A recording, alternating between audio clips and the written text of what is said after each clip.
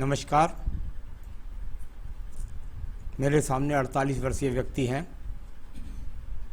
इनकी हस्तरेखा को मैं पढ़ने जा रहा हूं। सबसे पहले पर्वों पर क्या गति चल रही है उसके बारे में बात करूंगा। उसके बाद में उंगलियों की गति और साथ ही साथ रेखाओं के बारे में बताऊंगा। चलिए सबसे पहले शुरुआत करता हूं मैं आपकी कनिष्ठ उंगली, ज्ञान की उंगली के बारे में। सूर्य की उंगली तक इस उंगली की लंबाई पहुंच जाना व्यक्ति की जीवन के अंत समय तक याददाश्त का बना रहना, व्यक्ति का अच्छे समाज में बैठना, व्यक्ति का धार्मिक प्रवृत्ति का होना और साथ ही साथ समाज में एडजस्ट होने के लिए जो चीज़ें जानी जाती हैं वो आपकी इस उंगली के अंदर है। प्रथम पर मानसिक अभी पूरी तरीके से मजबूत है किसी भी स्थिति से लड़ने के लिए। सेकंड पर्वत पर भी किसी प्रकार की माइनस ऐसी रेखा नहीं है कि व्यक्ति अपने जीवन में किसी के साथ में लड़ने झगड़ने की प्रवृत्ति रखता हो। तीसरे पर्वत पर थोड़ी सी राहु रेखाओं का प्रभाव है, लेकिन वो खड़ी रेखाओं से कुल मिलाकर बहुत कम है। यानी कुल मिलाकर यदि मैं इसको देखता हूँ तो धन के आगमन निरंतर है, परंतु व्यक्ति उससे संतुष्ट नहीं है। आइए बात कर लेते हैं यहाँ पर हम आपके सूर्य की उंगली के प्रथम पर्व के बारे में। यहाँ पर इस चाप का होना अच्छा नहीं कहा जा सकता। जब जब इस प्रकार का चाप आपकी सूर्य की उंगली पर हो, आपको बाइक तेज नहीं चलानी चाहिए, आपको सावधानी से सड़क पार करनी चाहिए, क्रोध पर नियंत्रण रखना चाहिए। अचानक अति क्रोध आने के कारण किसी से झगड़ बैठना, साथ ही साथ बीपी जैसे रोगों का कम उम्र में आने का भी अंदेशा रहता है। तो इसके प्रति थोड़ा संतान रखिए। ज़्यादा जोश में गर्म होने से, दिमाग को करने से व्यक्ति के जीवन के अंदर बीपी प्रवेश ना कर जाए, ध्यान रखना है। अब बात करता हूँ सेकंड पर्वत पर लगी हुई राहु रेखाओं के बारे में। जब जब सेकंड पर्वत पर राहु रेखाएं लग जाती हैं, व्यक्ति को राज्य सरकार से संबंधित सहयोग नहीं मिलता। साथ ही साथ कार्य भर क्षेत्र में जो व्यक्ति होते हैं उनके साथ सहयोगात्मक रवैये में व्यक्ति को परेशानी का सामना करना पड़ता है। तीसरा पर्व पूरी मजबूती के साथ है, काफ़ी मोटा है, यानी व्यक्ति को कुल मिलाकर जीवन के अंदर पैतृक कुछ ना कुछ संपत्ति मिलेगी, साथ ही साथ पिता का सहयोग भी मिलेगा। यहाँ पर बात करता हूँ मैं आपकी उंगली के प्रथम पर्व शनि के बारे में। शनि का प्रथम पर्व, किसी भी प्रकार के स्थायी रोग यहाँ पर वर्तमान में नहीं है। किसी भी प्रकार का यहाँ से कोई स्थायी रोग आपकी यहाँ नहीं नज़र आ रहा, तो अपने आप में ये अच्छा संकेत है। सेकंड पर्वत पर राहु रेखाओं का स्पर्श है, यानी कि कुल मिलाकर व्यक्ति पर हो सकता है थोड़ा बहुत कर्ज का सामना भी हो गया हो। आप अपना धन किसी को ना दे, वरना वह व्यक्ति आपका धन लौटा कर नहीं देगा। कुल मिलाकर धन के लिए संघर्ष करने वाली रेखा यहाँ पर दिखाई देती हैं। तीसरा पर्व आपके जीवन में कहलाता है कि आप अपने जीवन में कुल मिलाकर क्या अपने परिवार का संचालन करने में ठीक हैं। निश्चित रूप से तीसरे पर्व पर खड़ी हुई रेखा शनि की उंगली के इस बात को बताती हैं कि आप अपने परिवार का संचालन ठीक प्रकार से कर पा रहे हैं। यहाँ पर बात करता हूँ बृहस्पति की उंगली के बारे में। बृहस्पति की उंगली की लंबाई थोड़ा सा छोटी रह गई है।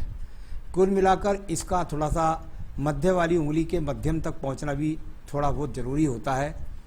हालांकि एक बात ज़रूर इसका फ़ायदा होता है कि व्यक्ति मेहनती ज़्यादा होते हैं, लेकिन कुल मिला करके इनकी जो संघर्ष करने की क्षमता होती है, जो जैसे याददाश्त करने की या प्रगति करने की या नौकरी में करने की, इन लोगों को औरों की अपेक्षा देरी से मिलती है। सेकंड पर्वत पर माइनस रेखाओं का लगना व्यक्ति के जीवन के अंदर पत्नी के साथ तालमेल में कमी को दर्शाता है, तो थोड़ा सा पत्नी के साथ तालमेल की कमी यहाँ से दिखाई दी। तीसरा पर्व संतान से सुख सहयोग का, ये पूरी तरीके से समर्थित आपके साथ है। अब बात करते हैं हम आपके यहाँ पर बुध पर्व के बारे में। बुध पर्व, और यदि मैं इसको देखता हूँ तो दो तो स्थायी रेखा यहाँ खड़ी हो गई। दो स्थायी रेखा खड़ी होने का मतलब होता है व्यक्ति के जीवन के अंदर कुल मिलाकर के ये वो रेखाएं हैं जो धन के आगमन आपको निरंतर रूप से देती रहेंगी। यहाँ पर ये रेखाएं अगर खड़ी हैं साइड वाली तो नीचे से कट करके आ रही हैं, थोड़ा सा विवाह रेखा से को गुजरती हैं तो पति पत्नी के बीच में थोड़ा वैचारिक मतभेद को दिखलाती हैं। लेकिन धन के आगमन कुल मिलाकर हैं ठीक ठाक और आप निरंतर कमाए जा रहे हैं। पर्वत थोड़ा उठा हुआ है तो खर्च भी बराबर लगे हुए हैं। यहाँ पर बात करता हूँ सूर्य के पर्व के बारे में। यहाँ पर कोई ऐसी रेखा दिखाई नहीं दी जिससे आपको राजनीति में लाभ मिले, जिससे आपके जीवन में राज्य सरकार की नौकरी मिले। कुल मिलाकर ये बहुत कम सम्मान और कुल मिलाकर बहुत ज़्यादा उन्नति तरक्की का अभी कोई चिन्ह यहाँ पर्वत पर नहीं है। आने वाले समय में यहाँ शंख बन सकता है, ऐसी प्रतीति मुझे यहाँ दिखाई देती है। अगर वो रेखाओं से बन जाएगा तो फिर आपका यह सम्मान ऊंचा होगा। अभी केवल संघर्ष को दिखाने वाली, और सम्मान तो समझिए बस है ही नहीं, बस कार्य क्षेत्र में काम करते हैं। यहाँ पर बात करता हूँ मैं आपके दूसरे पर्व के बारे में, और वो पर्व है आपका यहाँ पर शनि का पर्व, भाग्य का पर्व। भाग्य का पर्व और बहुत सारी पीड़ित रेखाओं से कटा हुई रेखाएं हैं। यानी वर्तमान में तो अगर मैं कहूँ तो ये छिटक पिटक रेखाएं इतनी सारी हैं जो बताती हैं कि भाग्य कहीं भी साथ नहीं दे रहा है। अभी बस इतना कह सकते हैं कि भाग्य यहाँ पर बिल्कुल एकदम आपका साथ नहीं दे रहा है। चलिए बात करता हूँ मैं आपके पास बृहस्पति के पर्व के बारे में। बृहस्पति के पर्व से टैलेंटेड रेखाओं का शनि पर्व की तरफ बन जाना, यानी ये तो योग्यता की निशानी है। व्यक्ति मेहनत करता है, व्यक्ति के पास टैलेंट भी है, इस बात को दिखाता है। भले ही शनि पर्व साथ नहीं दे रहा, अभी आपका भाग्य साथ नहीं दे रहा, लेकिन आप में टैलेंट की कोई भी कमी नहीं है। अब बात करता हूं मैं आपकी हृदय रेखा के बारे में। हृदय रेखा को कभी भी जो है उतार चढ़ाव में नहीं होना चाहिए। यानी इसको अगर उतार चढ़ाव में रेखा चलेगी तो आपके मन में भी उतार चढ़ाव लगातार चलते रहते हैं। कभी निराश हो जाएंगे, कभी ऊर्जा आ जाएगी, कभी निराश हो जाएंगे, कभी ऊर्जा आ जाएगी। मध्य बीच बृहस्पति के पहुंचने वाली रेखा, यानी कुल मिलाकर इसको कहते हैं माया मिली न राम। यानी अपने आप में बहुत अच्छी स्थितियों के लिए धन की लिए नहीं जाती है, संघर्ष कराती है। वैसे कोई बुरे विचार दिमाग के अंदर नहीं रखते हैं, मन के अंदर किसी के प्रति नहीं रखते हैं। मंगल पर्व के बारे में बात करता हूँ। छोटी छोटी मंगल पर्व से निकलने वाली रेखाएं, ये संघर्ष रेखाएं होती हैं। ये काम करने की मेहनत का इंसानों के हाथ के अंदर होती हैं। ये कर्म रेखाएं जब मंगल पर्वत के अंदर ये रेखाएं हों तो व्यक्ति कर्म करने वाला, मेहनत करने वाला व्यक्ति होता है। इस तरह को दर्शाने वाली ये रेखाएं ठीक है, अपने आप में कर्म करने की शक्ति को दर्शाती हैं। अब बात करता हूं मैं यहाँ पर आपकी रेखा की, और वो है आपकी बुद्धि रेखा। बुद्धि रेखा ने लास्ट में जाकर के इसमें एक दीप बनाने का प्रयास किया है। अभी मैं इसको कह सकता हूँ ये दीप बनाने का प्रयास कर रही है, इससे आपको बचना है ये दीप ना बन जाए। अगर ये दीप पूरा स्ट्रांग हो गया तो आपको मानसिक सोच में बहुत प्रॉब्लम कर देगा। जैसा कि मैंने बीपी वाली बात को कहा था, वो फिर प्रूव हो जाएगी, और साथ ही साथ आपकी निर्णय क्षमता में आप लोगों से लड़ने लगेंगे, झगड़ने लगेंगे। अभी नहीं बनी है, इसका मुझे बहुत डर है, तो इसके लिए कुछ उपाय बताऊंगा, उसे कर लीजिएगा। बुद्धि रेखा अभी वर्तमान में ढलवा होकर के चल रही है, वही अस्थिरता दिमाग के अंदर भी दिखाई देती है। यहाँ पर द्वितीय पर्वत पर यदि देखता हूँ तो जाकर के उपपत्ति बनने का प्रयास करती है। कोई मुकदमे झगड़े झंझटों की तो बात नहीं है, बस अपने आप पर आपको नियंत्रण रखना है कुल मिलाकर के। अब बात करते हैं हम आपके यहाँ पर चंद्र पर्वत के बारे में। चंद्र पर्वत मानसिक पर्व, यहाँ से डिप्रेशन, अवसाद का शिकार, ये सब बातें देखी आती हैं। अभी किसी प्रकार का अवसाद का और डिप्रेशन का कोई योग यहाँ पर दिखाई नहीं देता। थोड़ी बहुत चिंता की रेखाएं हैं, और एक जो खड़ी रेखा देखती है शनि पर्व की तरफ, यानी व्यक्ति चाहता है उन्नति तरक्की करना। इस तरह की रेखाओं का यहाँ पर गमन दिखाई पड़ रहा है। बात करते हैं आपकी बुध रेखाओं के बारे में। बुध रेखा व्यापारिक रेखा, व्यक्ति के जीवन में व्यापार करे तो उससे सफलता मिले। यहाँ पर यदि देखते हैं तो बुध रेखा कहीं भी नहीं है, सिर्फ और सिर्फ मन के अंदर विचार आने वाली रेखाएं हैं शुक्र से, और ये कोई बहुत मजबूत रेखा नहीं है। बिल्कुल भी मैं कहूँगा कि व्यापार की तरफ प्रयास ही ना करें, क्योंकि नौकरी में भी कई परिवर्तनों का सामना ऐसे व्यक्तियों को होने वाला है या होता है। अब बात करता हूँ मैं यहाँ पर आपके पर्व के बारे में, और वो पर्व है आपका यहाँ से आपका तृतीय मंगल भी ये बीच का मध्यम मंगल पर्व है, ये संघर्ष दिखाता है। कभी कभी जब वैसी रेखाएं बन जाएं तो व्यक्ति को थोड़ा सा कर्ज का सामना हो जाता है।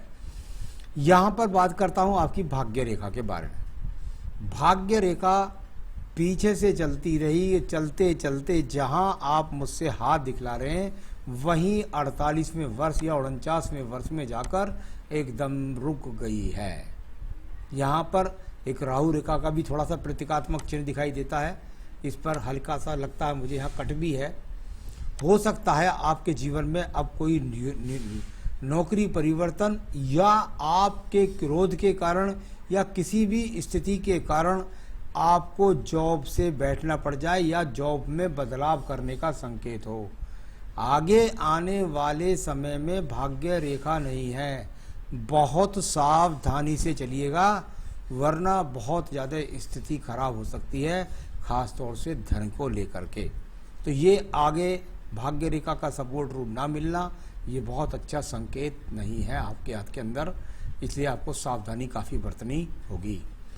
अब बात करता हूं मैं यहाँ पर आपके शुक्र पर्व के बारे में। शुक्र पर्व संसाधनों का पर्व अगर देखें तो पूर्व यहाँ पर एक जाली सी बनी हुई है, मार्वल्स रेखाएं कटी फटी रेखाओं का पूरी तरीके से पीड़ित है। पत्नी के साथ टकराव होना, संसाधनों में मन न लगना, अच्छे संसाधन चाहकर ना मिलना, ऐसी बहुत सारी चीज़ें यहाँ पर दिखाई देती है। अब बात करते हैं इसके बाद हम आपकी आयु रेखा के बारे में। आयु रेखा ऊपर से चलती है, यहाँ तक जाती है लगभग 76-77 वर्ष तक। इसके बाद एक मंगल रेखा सपोर्ट अंदर से लग जाती है जो आयु को प्रदान करती है, आगे बढ़ाती है, यानी 77-78 वर्ष तक अभी आयु रेखा आपकी दिखाई पड़ती है। तो चलिए यहाँ पर एक छोटी सी मंगल रेखा भी है जिसका रोल अब आपके जीवन में खत्म हो चुका है। यानी आपके जीवन में आपको साहस को संजोना होगा और बहुत ही ज़्यादा सतर्कता के साथ आपको जीवन अगला कम से कम डिफिकल्ट दिखलाई देता है मुझे का आने वाला 5 साल। तो कृपया करके सावधानी रखिए, जो उपाय बताऊं उनको भी करिए और कुल मिलाकर जो आपके सवाल है उनका जवाब देता हूँ कि बच्चे की जन्म पत्रियों की बारे में, बच्चे की जो कैरियर है उनके जीवन में क्या होगा, क्या उठा गिराव आएगा, ये सब चीज़ें उनकी जन्म पत्री से पता चलती है। तो आप यदि इनकी जन्म पत्री दिखाएंगे तो उनके द्वारा हम बता सकते हैं इनके आने वाला भविष्य कैसा होगा, वैवाहिक जीवन कैसा होगा, शिक्षा कौन सी करेंगे, शिक्षा कौन से क्षेत्र में करनी चाहिए, ये सारी बातें इनकी जन्म पत्री से पता लगेगी। दूसरा, आपने मैरिटल लाइफ के बारे में पूछा है। कोई भी ऊपर तक यदि मैं देखता हूँ तो मुझे तलाक की रेखा कहीं से कहीं तक कोई नज़र नहीं आती। हाँ, थोड़ा सा पति पत्नी के बीच में वैचारिक मतभेद है, वो हल्का फुल्का है, कोई वैवाहिक जीवन को परेशानी में नहीं लाएगा। आपने पूछा है कि मेरी प्रेजेंट जॉब जो है, मुझे लगता है बहुत सावधानी बरतनी चाहिए, किसी प्रकार से अपने स्टाफ के साथ में या कहीं से भी तालमेल में कभी नहीं लानी चाहिए। किसी ना किसी प्रकार का परिवर्तन या बहुत भारी नुकसान हो सकता है, सावधान रहिएगा। तो जॉब नहीं छोड़नी है, जैसी भी है। अगर आपको प्रमोशन भी नहीं मिल रहा है तो भी चुपचाप रहिएगा, वरना दूसरी जॉब भी मिलनी मुश्किल हो जाएगी। तो आपने कहा इसके अलावा मैं बहुत इनसिक्योर महसूस करता हूँ अपने आप को, इनकम्प्लीट महसूस करता हूँ अपने आप को। कब महसूस करूँगा सिक्योर कंप्लीट? जो मैं पूजा पाठ कराऊँगा वो जरूर बोलूँगा, जरूर कर लीजिएगा। मैं चाहता हूँ कि वो आपकी भाग्य रेखा भी बन जाए और आपके जीवन में आपकी नौकरी का यहाँ पर स्थायित्व रूप के साथ प्रमोशन हो। तब आप महसूस करेंगे अपने आप को सिक्योर, जब मैं वो पूजा पाठ बताऊँगा, जब वो आप करेंगे। तो आप अपने लिए मकान बनाना चाहते हैं अभी कहीं से कहीं तक, क्योंकि हस्तरेखा को मैं ज़्यादा से ज़्यादा 5 से 6 वर्ष बोलता हूँ। 55 वर्ष तक मुझे नहीं लगता कि आप अपने नाम का कोई मकान बना सकें या कोई भी किसी प्रकार की प्रसिद्धि या सम्मान प्राप्त कर सकें। अभी बहुत संघर्ष है। जो मैं पूजा पाठ बता रहा हूँ वो ज़रा ध्यान रखिए। देखिए, बृहस्पति का यदि फुकराज आपने पहन रखा है तो बहुत अच्छा, कोई दिक्कत नहीं है। फुकराज यदि आपने पहन रखा है तो पहने रखिए, कोई दिक्कत नहीं है। आपका रतन ने नहीं पहन रखा, मुझसे मंगा लीजिए। अब मैं बताता हूँ जो पूजा, उसको ध्यान रखिए, ध्यान रख करके सुनिए। देखिए, आप एक तो संकट नाशन गणेश स्रोत, संकट नाशन गणेश स्रोत, और दूसरा श्री राम रक्षा स्रोत, श्री राम रक्षा स्रोत, दोनों के दोनों की पूजा नित्य शुरू कर दीजिए, क्योंकि आने वाला समय टिपिकल है। घर में बिल्कुल दिमाग को स्थिर रखना है, किसी प्रकार से नहीं घूमना है, जब ये पूजा करोगे तो आसानी के साथ में रेखा भी बननी शुरू हो जाएगी और आपके जीवन के अंदर स्थिरता भी होगी और साथ ही साथ संकट कट करके आपके जीवन में आप उन्नति तरक्की को भी प्राप्त करेंगे। अब जो मैंने पूजा बताई है उसका ध्यान रखिए। आप जीवन में सुखी रहें, ये मेरी शुभकामनाएं हैं। नमस्कार।